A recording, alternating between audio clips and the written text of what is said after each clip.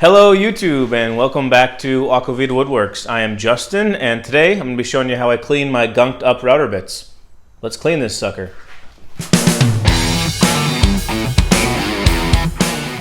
Alright, so oftentimes when I'm doing carves that cut all the way through my workpiece, I'll use double-sided tape to hold everything down so I don't need to use tabs. When I do this, my bits usually get gunked up from the adhesive that's left over from the double-sided tape, and they end up looking like this. This is an 1/8 inch downcut bit, and as you can see, it desperately needs to be clean so it can stay as sharp and effective as it should be.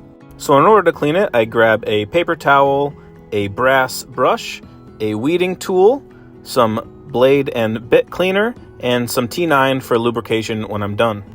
This process can be used for any bit that needs to be cleaned, but for the purposes of this video, I'll just be cleaning this one bit. So to start off, I pour some blade and bit cleaner onto my paper towel in order to saturate my bit in the cleaning solution. Once my bit is saturated, I can use the weeding tool to slowly pick away in between each flute. Be careful not to scrape the very edges of your bit because you may cause dings which will ruin the sharpness of it. But as long as you're careful in between each flute, you should be able to pick out all that gunk. After spending a few minutes with the weeding tool, I usually wrap the paper towel in the cleaning solution and spin it around to try to pull off some more gunk. Once I'm done with that, I usually go back to the weeding tool to get anything I missed, and also use the brass brush to help with the process. Once all the adhesive is removed, I use the paper towel one last time dipped in the cleaning solution before spraying down my bit with the T9 lubricant. Let that dry for a few minutes, wipe off the excess, and you're left with a nice and clean bit.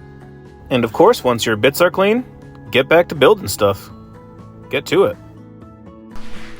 Alright, super quick video, I know. It's pretty easy, but it is really necessary to keep your CNC bits running as they should. Thanks for watching, and hit the subscribe button because it helps me a ton, and like only 4% of you that watch this are subscribed, which is super lame. So yeah, subscribe. It's cool. See you next time.